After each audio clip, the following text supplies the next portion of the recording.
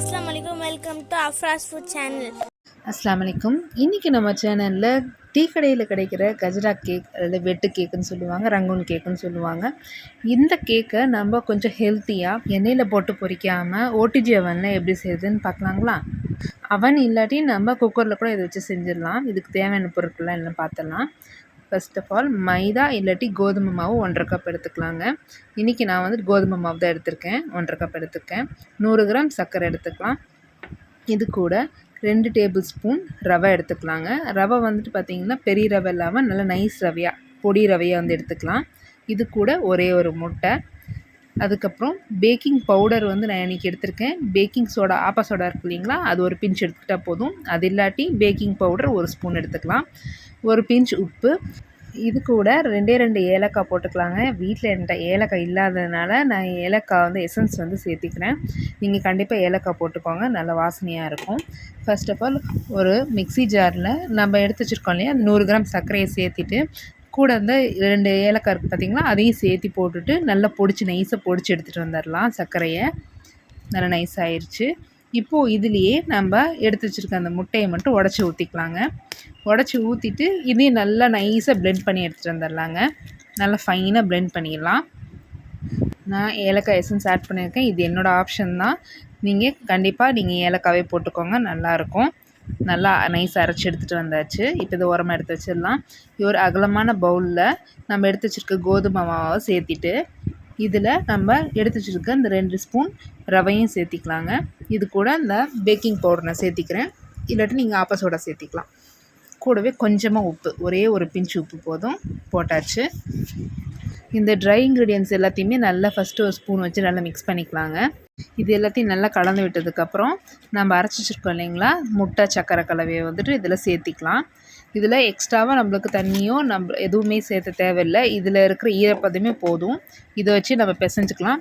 அப்படி போதாத குறைக்கு நம்மளுக்கு பத்தாட்டி நம்மளுக்கு தண்ணி வேணும் அப்படின்னு உங்களுக்கு பட்டுச்சுன்னா கொஞ்சமாக பால் தெளித்து நம்ம வந்து பிசைஞ்சிக்கலாங்க.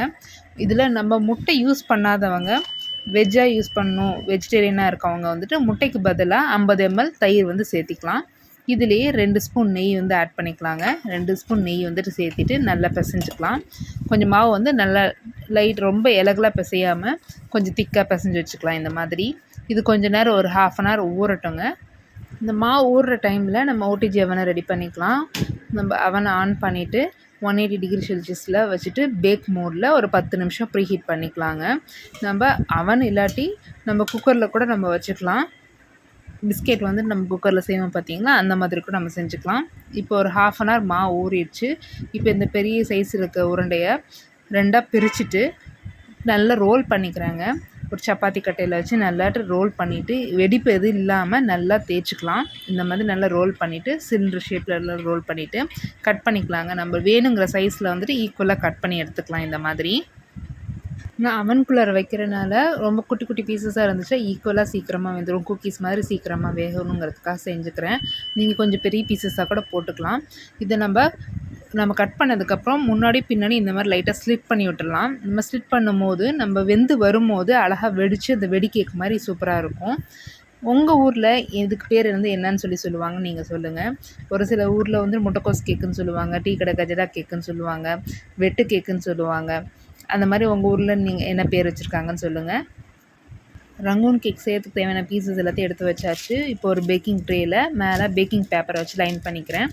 இது மேலே நான் வந்து ஈக்குவலாக வந்து அடுக்கி வச்சிடுறேன். இதுவே நீங்கள் குக்கரில் செய்கிறதா இருந்தால் குக்கரோட மூடியில் கேஸ்கட்டோ விசிலோ போடாமல் குக்கருக்குள்ளார ஒரு லேயர் உப்பு போட்டுக்கலாம். உப்பு போட்டு மேலே தூக்கிக்கிற ஸ்டாண்டு மாதிரி வச்சுட்டு இது ஒரு தட்டில், சின்ன தட்டில் இதே மாதிரி நம்ம லைனாக அடுக்கி வச்சுட்டு உள்ளார ஒரு ப்ரீ ஹீட் பண்ணிவிட்டு ஒரு 10 நிமிஷம் ப்ரீ ஹீட் பண்ணிட்டு அதுக்கப்புறம் இந்த மாதிரி உள்ளார வச்சுட்டு ஒரு 18 நிமிஷத்துலேருந்து 20 நிமிஷத்துக்குள்ளார பேக் பண்ணி எடுத்துக்கலாம். அதே போல் தான் இப்போ அவனில் வச்சுருக்கேன் நான். ஃபஸ்ட்டு பேக் மோடில் செட் பண்ணியிருக்காங்க. பேக் மோடில் இந்த 15 நிமிஷம் நல்லா பேக் ஆகட்டும். கடைசி லாஸ்ட் 5 நிமிஷத்தில் வந்துட்டு நான் பேக் மோட்லேருந்து க்ரில் மோடுக்கு ஷிஃப்ட் பண்ணிக்கிறேன். ஏன்னா க்ரில் மோடில் போட்டோம்னா மேலே வந்து நம்மளுக்கு அந்த கலர் வந்து கிடைக்கும். மேலே டாப்பில் வந்துட்டு நம்ம லைட்டாக அந்த கோல்டன் கலர் வரணும் இல்லைங்களா, அதனால் லாஸ்ட் ஒரு 5 நிமிஷத்துக்கு மட்டும் க்ரில் மோடில் வந்து நான் செட் பண்ணிக்கிறேன். இப்போ பாருங்கள் லைட்டாக அந்த கலர் வந்துச்சு பாருங்கள் மேலே டாப்பில். ரொம்பவே ஹெல்த்தி வெர்ஷனில் ரங்கூன் கேக் வந்து சூப்பராக ரெடி ஆயிடுச்சு. வீட்லேயே ரவை போட்டிருக்கறனால மேலே நல்லா மொறுன்னு உள்ளார கொஞ்சம் சாஃப்டாக இருக்குங்க. இது நீங்கள் வீட்டில் கண்டிப்பாக ட்ரை பண்ணி பாருங்கள். கிட்ஸ்க்கு ரொம்பவே பிடிக்கும். ஈவினிங் ஸ்நாக்ஸ் மாதிரி கூட நீங்கள் கொடுக்கலாம். நல்லா ஹெல்த்தியாகவும் இருக்கும்.